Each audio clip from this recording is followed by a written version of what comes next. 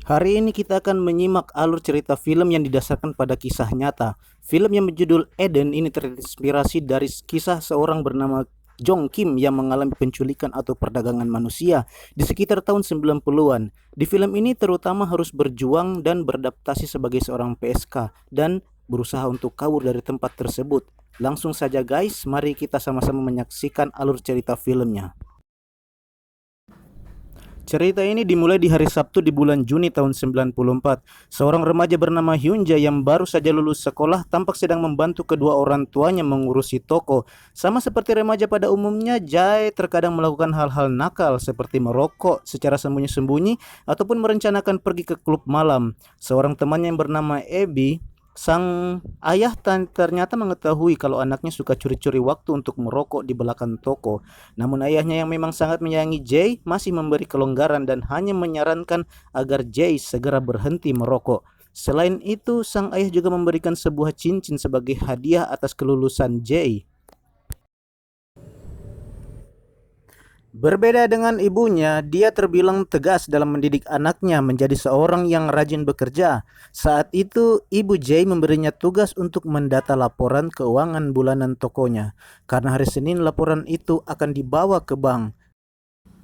Karena nanti malam ada janji pergi ke bar bersama Abby, akhirnya Jay pun berpura-pura mengerjakan laporan tersebut sampai nanti malam. Awalnya sang ibu tak setuju karena khawatir Jay berada di toko sendirian. Jay kembali meyakinkan kalau ia akan ditemani Abby dan berjanji akan pulang sebelum jam 10. Akhirnya malam itu mereka berdua bisa pergi ke bar dan bersenang-senang. Minum bersama saat itu hanyalah mereka berdua dengan seorang pria yang tampaknya menarik perhatian Jay. Pria itu mengaku sebagai seorang petugas pemadam kebakaran dan karena Abby melihat kalau saya menyukainya, akhirnya Abby pamit untuk mencari teman pria lain. Malam minggu itu mereka habiskan dengan pasangan masing-masing sampai pada akhirnya Abby pergi entah kemana dan Jay pun diantar pulang oleh si pria itu. Jay yang begitu polos tampak sangat bahagia ketika mereka bercanda bersama di sepanjang perjalanan. Sampai pada suatu ketika, pria itu pamit untuk pergi menelpon temannya. Dan saat itulah ia menyadari kalau baju pemadam kebakaran yang dikenakan pria tersebut ternyata palsu. Namun sayangnya guys, semua sudah terlambat. Karena setelahnya Jay pun tertangkap. Wow. Di tempat lain, seorang petugas polisi bernama Bob berpatroli dan melihat seorang polisi lokal bersama seorang penduduk sedang mengamati mayat seorang wanita yang tergeletak di dalam sebuah lubang. Si polisi lokal itu menyimpulkan kalau wanita tersebut adalah tahanan luar karena memakai gelang pelacak di kaki. Namun tak lama kemudian hal yang tak terduga terjadi karena tiba-tiba Bob langsung menembak kedua polisi itu yang baru saja dia temui. Sementara itu, Jay pun tersadar dan mendapati bahwa dirinya berada di sebuah ruangan dengan tangan terborgol. Di dalam ruangan itu ada seorang penjaga dan kemudian datang seorang wanita yang sepertinya adalah dokter. Dokter itu pun kemudian memberikan Jay obat bius karena Jay terus-terusan meracau meminta menelpon orang tuanya. Setelah tak sadarkan diri, dokter itu kemudian membuka paksa kawat gigi yang digunakan Jay dan juga membandingkannya dengan bantuan si penjaga tadi. Setelah beres diberikannya Jay di tempat sebuah ruangan di asrama yang berisi gadis-gadis yang bernasib sama dengannya. Kakinya kini dipasangkan alat pelacak seperti yang digunakan mayat wanita yang ditemukan di ladang. Dan ternyata semua itu berkaitan dengan Bob yang adalah seorang polisi yang punya peranan penting dalam bisnis jual beli wanita. Bersama kaki tangannya bernama Fawn, datang dan memberikan anak kucing pada setiap gadis di tempat tersebut sebagai teman bermain. Ia juga memperingatkan untuk tidak berusaha melarikan diri karena mereka berada di daerah terpencil yang jauh dari pemukiman. Atau kalau memaksa, mereka akan bernasib sama seperti Maggie, yaitu mayat yang ditemukan tadi siang. Jay yang saat itu hanya diam saja di tempat tidurnya, kemudian didatangi oleh Bob yang menjelaskan setiap peraturan yang ada. Di sana semua gadis diwajibkan untuk mandi dan membersihkan diri, dan jika macam-macam maka Bob mengancam akan melukai keluarganya. Ia pun menjelaskan kalau sudah tahu alamat dan juga tahu kalau ayah Jay telah melaporkan kehilangan anaknya. Bob pun memberikan waktu 2 hari agar Jay bisa menyesuaikan diri dan sebelum pergi, dia pun dibuatkan nama baru yaitu Eden.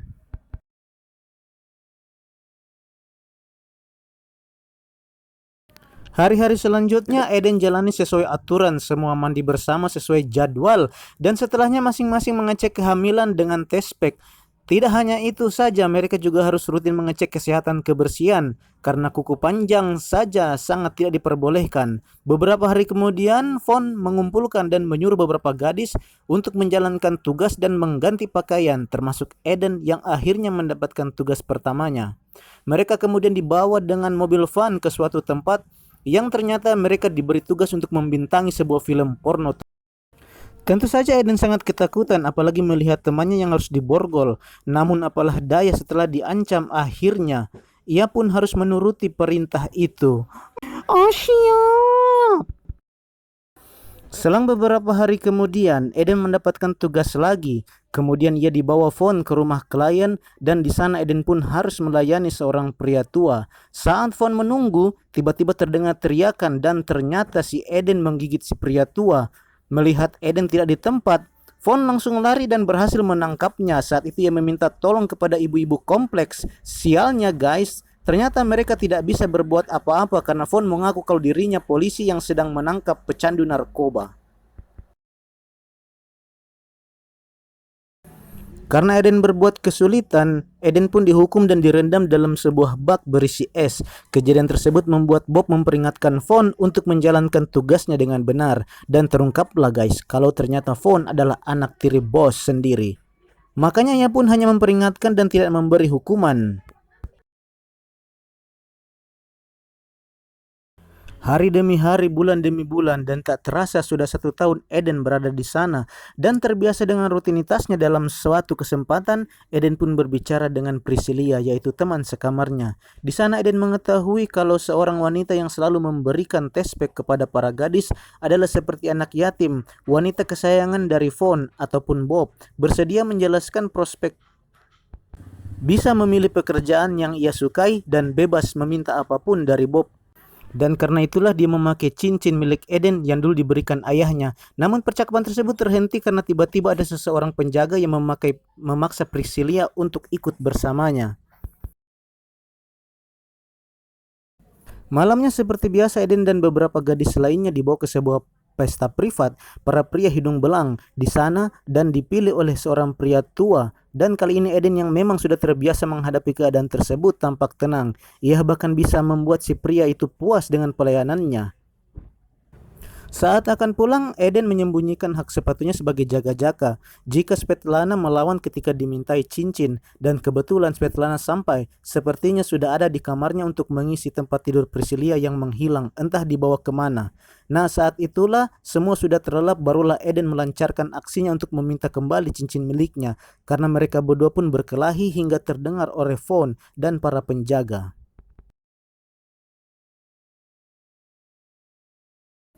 Von tentu saja marah dan menghukum Eden dengan menyuruhnya menelan cincin tersebut. Setelah cincin itu ditelan, ia pun berusaha mengambil perhatian Von dengan menaruhkan diri menjadi mata-mata. Karena menurutnya para gadis-gadis termasuk seperti ini di belakang sering menertawakan Von karena menjadi kacungnya Bob. Namun Von saat itu tak percaya dan menyuruh Eden untuk segera kembali ke kamarnya. Suatu malam Von membawa Eden dan 2 gadis lainnya ke tempat pelanggan untuk dijadikan sebagai tontonan saat pesta narkoba. Seperti biasa, Von nunggu acara itu selesai sambil menikmati narkoba yang biasa ia bawa dan digunakan sendiri. Saat semua sudah selesai, ia pun kemudian mengajak Eden untuk mendagih bayaran. Dan di sanalah terjadi sedikit keributan karena ada seorang pria yang tak mau membayar sesuai perjanjian. Saat semua sudah dibayar, siangnya 2 gadis lainnya berusaha melarikan diri dan membuat Von sangat marah sambil terus menelusuri jalan mengikuti sinyal dari alat pelacak saat lampu merah. Sebenarnya Von tak menyadari kalau kedua gadis itu sedang meminta tolong di sebuah minimarket. Eden sempat bingung guys antara membiarkan 2 gadis itu lolos atau sebaliknya. Namun pada akhirnya Eden memberitahukannya demi bisa mendapatkan kepercayaan dari Von. Malam harinya Eden pun ke kamar mandi untuk BHB dan akhirnya ia pun bisa mendapatkan cincin yang sebelumnya sudah ia telan berhari-hari. Selanjutnya berjalan normal seperti biasa hingga suatu ketika Eden mulai diberi kepercayaan oleh Von untuk menjadi tukang bersih-bersih. Di ruangan pribadinya saat bersih-bersih itulah Eden pun melihat ternyata laki-laki yang mengaku pemadam kebakaran dulu adalah teman Von. Eden hanya bisa menahan kekecewaannya dan tetap berusaha membersihkan seluruh isi ruangan tersebut. Di hari selanjutnya kembali diberikan tugas baru, yaitu menggantikan Svetlana sebagai penerima telepon para pemesan seperti ini. Tentu saja Svetlana menolak keras hal tersebut karena aturannya jika gadis yang sudah berumur lebih dari 20 tahun maka akan dibunuh karena sudah tidak berguna alias tidak ada lagi yang memesan. Tapi ya mau gimana lagi, Von kini sudah lebih mempercayai Eden. Di sana Eden kemudian dijelaskan untuk mencatat semua pesanan para klien dan menegaskan agar segera menutup telepon jika ada orang yang menanyakan harga. Menurut Von, telepon yang menanyakan harga kemungkinan adalah FBI yang sedang menyamar, karena jika langganan mereka sudah tahu sendiri berapa harga yang harus dibayarkan. Suatu hari, Eden diajak mengunjungi seorang pria pemasok opium atau obat yang akan digunakan untuk membius para gadis. Selain itu, Eden pun diajarkan bagaimana cara menyetir sambil terus mengobrol menjelaskan kalau bisnisnya ini sangat terorganisir dengan bantuan Bob. Sejak saat itu, Eden mendapatkan berbagai kepercayaan, bahkan termasuk mengurus pendataan setiap gadis yang baru masuk ataupun yang keluar untuk dijual ke negara lain. Di tempat lain terlihat Bob sedang membicarakan ceramah soal kejahatan di sebuah kantor polisi. Setelah selesai, ia pun keluar dari ruangan dan datanglah seorang pria dan menyapanya. Pria tersebut ingin berbicara kepada Bob soal pembunuhan dua orang pria lokal dan seorang petugas kepolisian. Pria tersebut mengatakan bahwa mesin pelacak GPS yang dikembangkannya menemukan nomor ponsel Bob di daerah tersebut. Ketika kejadian berlangsung, Bob pun menyangkal dan mengatakan bahwa ia sudah lupa pernah berada di sana. Sebelum pergi, ia hanya mengatakan akan membantu jika ada sesuatu yang diingatnya. Suatu hari Eden mendapatkan telepon pesanan dan menjawabnya seperti biasa, mencatat alamat serta waktu yang diinginkan. Nah, saat telepon itu akan ditutup, orang itu secara tak terduga menanyakan mengenai harganya. Sontak saja Eden terdiam sebentar karena mungkin saja itu FBI yang sedang menyamar seperti yang dikatakan Von. Ada dilema yang Eden rasakan saat itu. Ia mulai nyaman dengan keadaannya, sementara di lain sisi keinginannya untuk bebas yang sudah lama hilang kini muncul kembali. Pada akhirnya ia pun memutuskan untuk menyimpan catatan pesanan itu bersama catatan lainnya yang selanjutnya diberikan kepada Von. Siang itu Eden bersama Von menemui Bob di dekat danau untuk membuang dua mayat gadis yang salah satunya adalah Svetlana. Ternyata hal itu sudah biasa mereka lakukan ketika seperti dulu. Menjadi orang kepercayaan mereka seperti itu sudah dikatakan Von sebelumnya. Semua sudah terorganisir, termasuk menghilangkan jejak mayat para gadis yang sudah tidak berguna lagi. Saat menemani Bob memancing, Von pun menanyakan mengenai perkembangan penyelidikan pembunuhan yang dilakukan Bob setahun yang lalu. Bob kemudian menjawab kalau semua itu akan ia atasi setelahnya. Bob pun menyindir kalau Von terlalu berlebihan menyikapi hal itu. Ia juga menceritakan beberapa hal soal Von karena ia dilahirkan di keluarga penganut agama fanatik dan baru bisa membaca saat usianya baru 16 tahun. Ternyata guys, bisa disimpulkan kalau Von ini sebenarnya anak angkat dari Bob yang sepertinya sudah tak diperdulikan lagi. Tidak terima diolok-olok, akhirnya Von menyerang Bob dan memukulinya hingga tewas.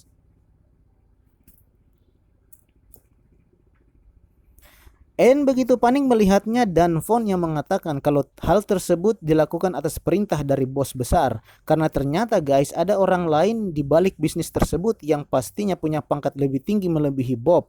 Setelah kejadian itu mereka berdua pergi mengantarkan seorang gadis yang hamil ke sebuah rumah yang dihuni beberapa pria, yang salah satunya bernama Mario. Di sana Eden mendengar kalau Mario sudah berhasil menculik seorang gadis baru yang nantinya akan dibawa oleh Von. Saat Eden meminta izin ke kamar mandi, ia pun melihat sebuah ruangan berisi peralatan dokter dan tempat tidur bayi. Di ruangan lainnya ternyata ada Priscilla yang tengah hamil. Namun saat itu Eden tak bisa berbuat banyak, hanya berjanji kalau bakal berusaha membantu mengeluarkan Priscilla dari sana. Dalam perjalanan pulang, Eden banyak termenung karena menyadari kini ia sudah masuk terlalu jauh di dunia bisnis tersebut. Hal itu membuat Von curiga dengan gerak-geriknya dan langsung menanyakan apa sebenarnya yang terjadi dengan Eden. Eden hanya menjawab kalau ia tak habis pikir mengenai bisnis penjualan bayi pun. Von menjadi curiga takutnya Eden berkhianat dan untuk bukti loyalitasnya ia meminta agar Eden membunuh seorang gadis yang baru saja mereka bawa dari Mario. Hampir saja si gadis itu ditembak mati, namun untungnya Von segera menghentikannya dan percaya kalau Eden benar-benar berada di pihaknya.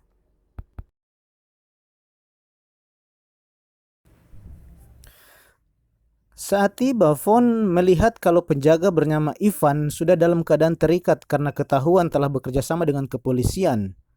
Von pun akhirnya memutuskan untuk segera berkemas dan pindah ke Dubai. Namun sebelum itu mereka harus membakar semua barang-barang milik para gadis agar tak ada barang bukti yang tertinggal. Setelahnya semua gadis diberangkatkan lebih dulu sementara Von dan Eden mempersiapkan beberapa suhu yang akan mereka gunakan nanti. Saat itulah Eden yang tak mau harapan bebasnya hilang kembali mencampurkan narkoba milik Von dengan cairan pembersih yang biasa ia gunakan untuk membersihkan kamar mandi, dan ketika Von menggunakannya, ia pun langsung batuk-batuk keracunan dan meminta agar segera dibawakan air minum. Merasa rencananya berhasil, kemudian membawa opium untuk membius Von. Namun saat kembali ternyata Von sudah tidak sadarkan diri dan akhirnya Eden pergi dan membawa tas berisi uang dan juga membuka alat pelacak yang selama ini selalu terpasang di kakinya. Bukannya kabur menyelamatkan diri, ternyata Eden pergi ke rumah Mario dan menawarkan uang untuk menebus Priscilia. Mario di sana menolak dengan alasan uang tersebut tidak cukup. Akhirnya Eden hanya meminta agar ia bisa memenuhi Priscilia sebentar saja untuk berpamitan. Saat itulah ternyata ia membawa suntikan opium yang kemudian membuat Mario terkulai tak berdaya. Mereka berdua segera pergi dari sana walaupun Priscilia tampak histeris karena ternyata bayinya yang sudah dia lahirkan sudah dijual oleh Mario. Setelah sampai di suatu tempat, Eden menelpon suatu nomor dari sebuah telepon umum dan ia pun akhirnya menangis saat pertama kali mendengar suara ibunya. Dan film pun berakhir. Dari film ini kita bisa belajar banyak untuk tidak mudah percaya kepada orang asing, seperti halnya Eden yang percaya dengan pria yang baru saja ia temui di bar. Dan menuruti apa kata orang tua juga menjadi hal yang patut kita lakukan. Karena peraturan yang mereka buat sebenarnya adalah bentuk dari sebuah kasih sayang dan juga perlindungan. Dan terakhir, saat mengalami masalah kita bisa bersikap cerdik dan menggunakan kesempatan yang ada untuk bisa keluar dari masalah sebisa mungkin. Oke, well guys, karena ini channel masih baru, jadi mohon dukungan dan bantuannya untuk kemajuan channel ini. Mohon subscribe, like, komen, dan share. Terima kasih.